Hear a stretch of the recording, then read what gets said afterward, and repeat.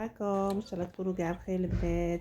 ان شاء الله يلقاكم هذا الفيديو باحسن حال وكيراكم دايرين مع رمضان؟ غلبكم ما غلبكمش ان شاء الله. حبيبتي جبت لكم وصفه تحليه روعه تبرد على قلبك البنات، تبردوا على قلوبكم. شوفوا البنات هذه الوصفه روعه روعه البنات. نقول لكم جربوها وما راكمش حارسين البنات. هنا البنات عندي نقول لكم نبداو على بركة الله الوصفة تاعنا. نقولوا بسم الله وصلوا على حبيبنا محمد وعلى آله وأصحابه أجمعين. نشكركم كاع البنات وحدة بوحدة اللي خلت لي تعليق، نقول لكم شكرا حبوباتي دعمكم في الفيديو اللي فات ونقدم. نقول لكم مرحبا بكم، والجدد نقول لكم داركم حبوباتي نورتوني. هنا البنات نبدو في الوصفه تاعنا. عندي الفريز البنات راه موجود بكثره في الاسواق، استغلوه البنات، ديروا به تحليات. هنا جبت فريز كما كتشوفوا. غسلته بالطبع حبوباتي ونديروا فيه شويه خل. ماذا اي قلت لكم خل البنات، استعتذر منكم. شويه ليمون، ونقطعه كيما السكر، وغادي نخليه يذوب لي داك السكر 2 مغارف، ونخليه على جهه. بعد نولوله هنا نروحو باش نحضروا الطبقه الاولى في التحليه تاعنا. هذه هنا غادي ندير ساشي تاع فلون تاع نواره، وعندي قدر كاس هكا تاع وليد في النص البنات، ماشي بزاف ما تكثروا، غادي غير ديروه كتزيين. وهنا نحط شويه تاع سيرو باش يعطيني بنه، ولكن عندكم ملون هذاك تاع الاخر بطرون ديروه البنات باش يعطيكم بنه.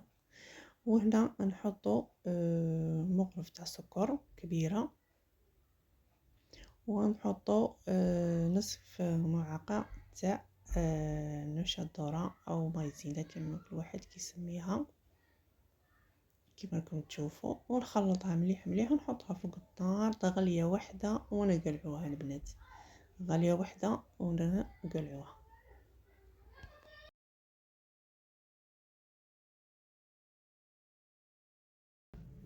هنا كما كتشوفوا غاليه واحده تغلينا، ونوخروها على النار وخليها تبرد شويه باش نفرغوها في ليفغين تاعنا. هنا شوفوا الفريز تاعي راه داب لي داك السكر كاع البنات، وغادي نحطوا الفريز هو الاول في ليفغين تاعكم او الكيسان تاعكم البنات، باش نديروا هذيك الطبقه تاعنا. نفرغوا كما راكم تشوفوا، لازم تخلوا شويه يبرد لكم البنات.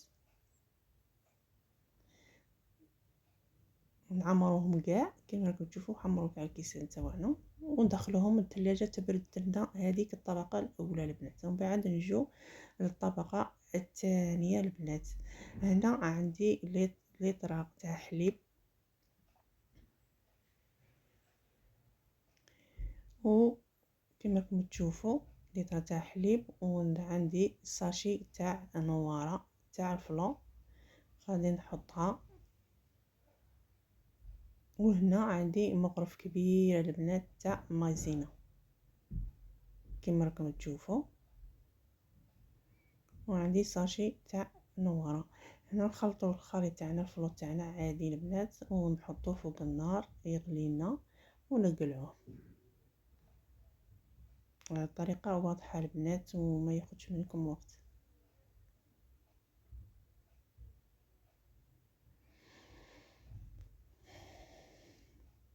وهنا البنات الفلو غادي نوخر كيس هكا صغير باش نزيد نخلطو فيه الشونتيي باش نزينو به الطبقات التاليه البنات.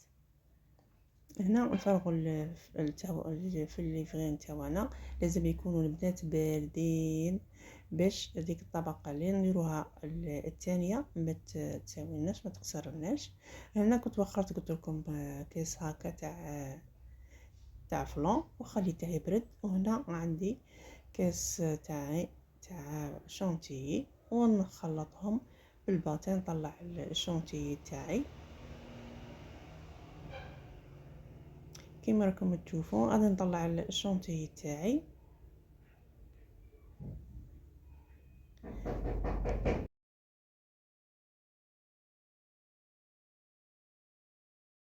عمرت كملت الشونتي تاعي وعمرتها درتها في لابوش باش نزين بها التحليه تاعي. كما راكم تشوفوا كنت زينت